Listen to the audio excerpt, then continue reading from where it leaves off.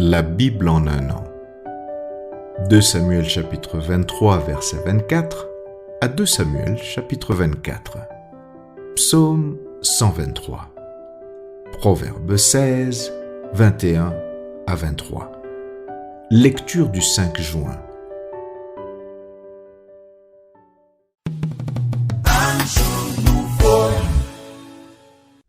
Actes chapitre 3. Pierre et Jean montaient ensemble au temple à l'heure de la prière. C'était la 9e heure. Il y avait un homme boiteux de naissance qu'on portait et qu'on plaçait tous les jours à la porte du temple appelé la Belle pour qu'il demandât l'aumône à ceux qui entraient dans le temple. Cet homme, voyant Pierre et Jean qui allaient y entrer, leur demanda l'aumône. Pierre, de même que Jean, fixa les yeux sur lui et dit « Regarde-nous ». Et il les regardait attentivement, s'attendant à recevoir d'eux quelque chose. Alors Pierre lui dit « Je n'ai ni argent, ni or, mais ce que j'ai, je te le donne. Au nom de Jésus-Christ de Nazareth, lève-toi et marche. » Et le prenant par la main droite, il le fit lever. Au même instant, ses pieds et ses chevilles devinrent fermes. D'un saut, il fut debout et il se mit à marcher. Il entra avec eux dans le temple, marchant, sautant et louant Dieu. Tout le monde le vit marchant et louant Dieu. Il reconnaissait que c'était celui qui était assis à la belle porte du temple pour demander l'aumône. Et il fut rempli d'étonnement et de surprise au sujet de ce qui lui était arrivé.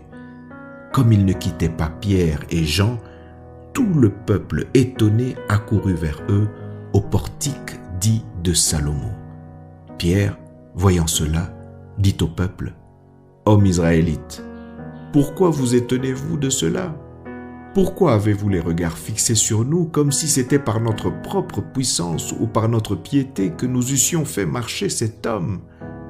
Le Dieu d'Abraham, d'Isaac et de Jacob, le Dieu de nos pères a glorifié son serviteur Jésus que vous avez livré et renié devant Pilate, qui était d'avis qu'on le relâchât.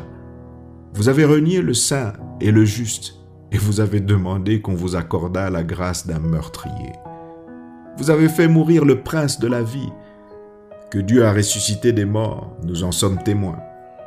C'est par la foi en son nom que son nom a raffermi celui que vous voyez et connaissez. C'est la foi en lui qui a donné à cet homme cette entière guérison en présence de vous tous. Et maintenant, frères, je sais que vous avez agi par ignorance, ainsi que vos chefs. Mais Dieu a accompli de la sorte ce qu'il avait annoncé d'avance par la bouche de tous les prophètes, que son Christ devait souffrir. Repentez-vous donc et convertissez-vous pour que vos péchés soient effacés, afin que des temps de rafraîchissement viennent de la part du Seigneur et qu'il envoie celui qui vous a été destiné, Jésus-Christ, que le ciel doit recevoir jusqu'au temps du rétablissement de toutes choses dont Dieu a parlé anciennement par la bouche de ses saints prophètes. Moïse a dit : « Le Seigneur votre Dieu vous suscitera d'entre vos frères un prophète comme moi. Vous l'écouterez dans tout ce qu'il vous dira, et quiconque n'écoutera pas ce prophète sera exterminé du milieu du peuple. » Tous les prophètes qui ont successivement parlé depuis Samuel ont aussi annoncé ces jours-là. Vous êtes les fils des prophètes et de l'alliance que Dieu a traitée avec nos pères, en disant à Abraham : « Toutes les familles de la terre seront bénies en ta postérité. » C'est à vous premièrement que Dieu, ayant suscité son serviteur, l'a envoyé pour vous bénir en détournant chacun de vous de ses iniquités.